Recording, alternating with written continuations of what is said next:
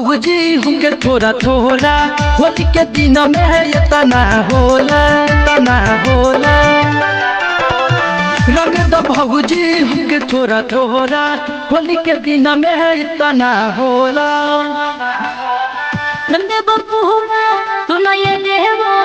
यह सोच के गड़बड़ लागता देवर साला धोके पूरा पिचकारी साटा होता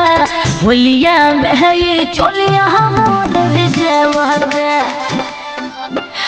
देवर साला धोके पूरा पिचकारी साटा होता होलिया में ये चोलिया मोर भेजवता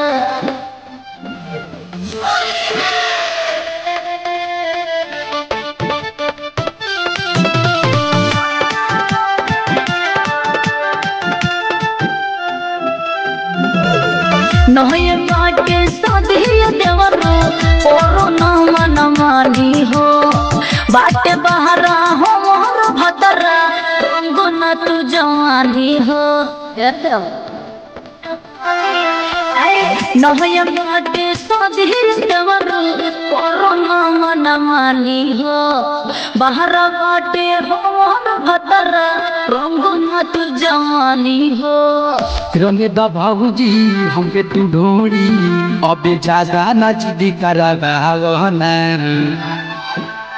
देवर साला धोके पूरा पिचकारी साटा होता होलिया में ये चोलिया मोर भेजवता देवर साला धोके पूरा पिचकारी साटा होता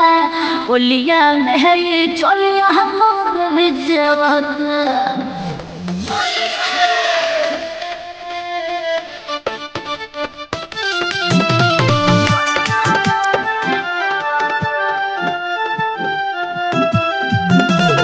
राम बाबू धोन जो है पुराना चीज तू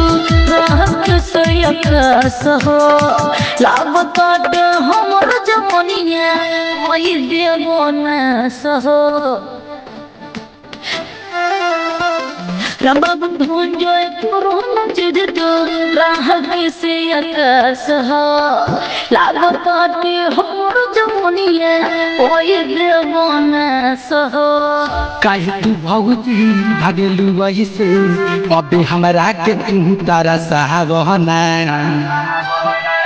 देवर साला धोके पूरा पिचकारी साटा होता होलिया में ये चोलिया मोर भेजवता देवर साला धोके पूरा पिचकारी साटा होता होलिया में ये चोलिया मोर भेजवता Sigmund Studio Sugoli